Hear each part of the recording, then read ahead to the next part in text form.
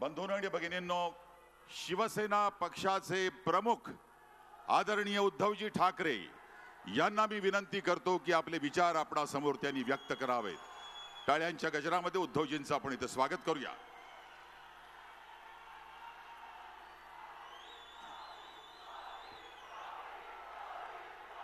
हिंदुस्थानचे पंतप्रधान माननीय मोदीजी, माननीय राज्यपाल महोदय, माननीय मुख्यमंत्रीजी, व्यासपीठावरील सर्व मान्यवर आणि जमलेल्या माझ्या तमाम हिंदू बांधवांनो, भगिनींनो आणि मातांनो, आज मी इथे शिवरायाला वंदन करायला आलेलो आहे. कारण सुरेशजी तुम्ही सांगितलं ती गोष्ट खरीच आहे की आज 24 डिसेंबर म्हटल्यानंतर जसं नाताळ बाबाच्या पोतडीतून एक एक काही गोष्टी निघतात, तशी नाताळ बाबाची पोतडी एक. पण आज मुंबईकरांसाठी केंद्र सरकारकडनं आणि महाराष्ट्र सरकारकडनं ज्या काही विकासाच्या गोष्टी जाहीर होणार आहेत त्याबद्दल त्यांनाही मी धन्यवाद देतोय. शिवरायाचं स्मारक बांधणं हे येरागबाळाचं काम नाही. कारण शिवराय हे केवळ छत्रपती, केवळ महाराज, केवळ राज्यकर्ते नव्हते, तर ते तमाम हिंदू जनतेचे आणि महाराष्ट्राचं दैवत होते नव्हे आहेत. आणि मला असं वाटतं इतिहासामध्ये एकमेव व्यक्ती हे एकमेव दैवत असं असेल की राजे, छत्रपती, राज्यकर्ते अनेक होतात, पण ती इतिहास जमा होतात, काळाच्या उद्रामध्ये गडप होऊन जातात. पण छत्रपती शिवाजी महाराज आज सुद्धा असं वाटतं की आज सुद्धा ते आपल्यामध्ये आहेत. आणि छत्रपती शिवाजी महाराज की जय बोलल्यानंतर मुर्दाच काय दगडसुद्धा उठून उभा राहील एवढी ताकद हे एकमेव त्या छत्रपतीच्या नावामध्ये. आणि हे स्मारक केवळ स्मारक असणार नाही. काही वर्षांपूर्वी एक वाद झाला होता की भवानी तलवार, आपण सगळे लहान होतो तेव्हा. आता भवानी तलवार खरंच ती भवानी तलवार आहे का, ती एकमेव तलवार महाराजांकडे होती का, हा भाग वेगळा, हा प्रश्न विचारायचा नाही. पण प्रश्न हा आहे की ती भवानी तलवार आपल्याला पेलवणार आहे का.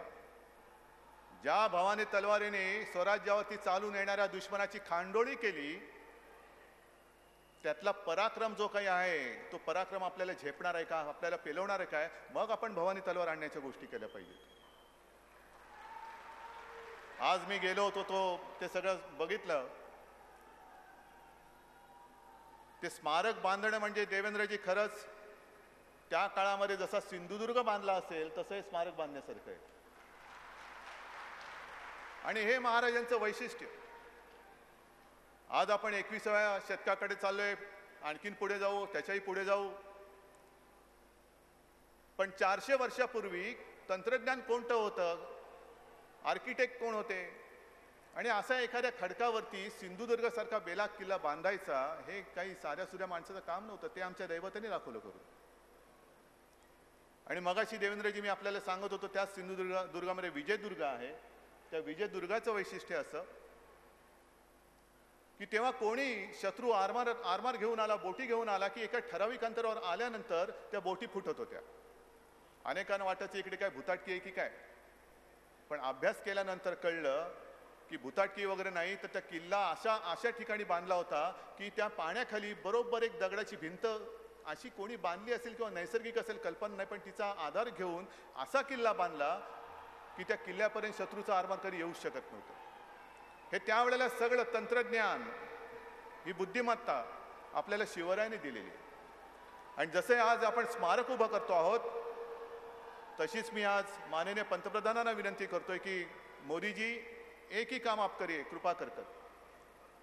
आमच्या महाराजांचे गड किल्ले जे दिल्लीच्या पुरातत्व खात्याच्या वेड्यामध्ये आहेत ते आम्हाला मोकळे करून द्या. कारण किल्ले महाराष्ट्राचे, किल्ले महाराजांचे, आणि तिकडे जरा काही करायचं म्हटलं तर दिल्लीमध्ये जावं लागतं पुरातत्व खात्यामध्ये. द्या ना, आमच्या खात्यामध्ये द्या, आमचं सरकार आहे, मजबूत आहे, देवेंद्रजी बसलेत, आम्ही सोबत आहोत. करतो, चांगली त्याची निगा राखतो.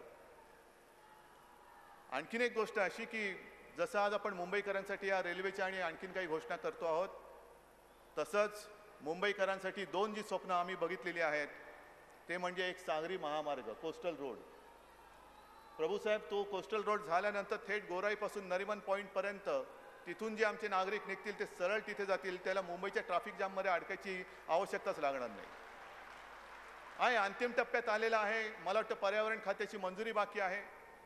ती मंजुरी सुद्धा लवकर मिळाली तर येत्या 5-7 वर्षामध्ये तोही रस्ता आपण दिमाखामध्ये पूर्ण करू शकतो, एवढा विश्वास मला आपल्या सरकारवर आणि माझ्या महापालिकेवरती आहे.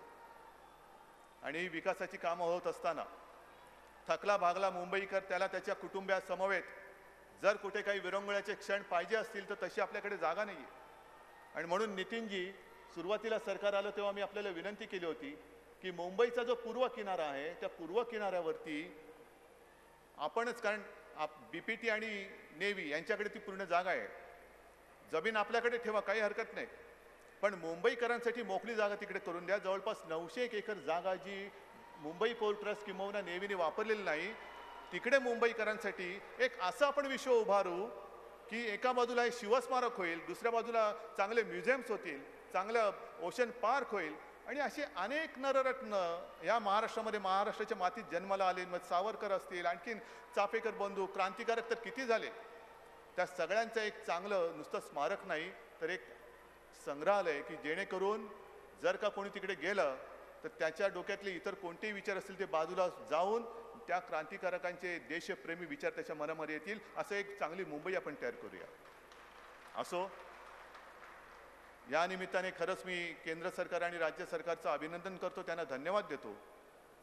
आणि शिवस्मारक हे बहुचर्चित होतं, बऱ्याच वर्षांपूर्वी जाहीर झालेलं होतं, पण प्रत्यक्ष करण्याचं मला वाटतं कोणाच्याही मनामध्ये नव्हतं पहिल्या सरकारच्या बाबतीत. आज आपल्या सरकारने भूमिपूजन केलेलं आहे.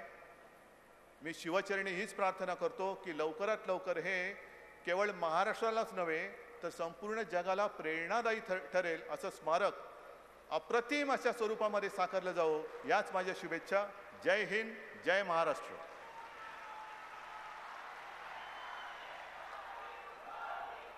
अब मैं झी 24 तास रहा एक पाऊल पुढे.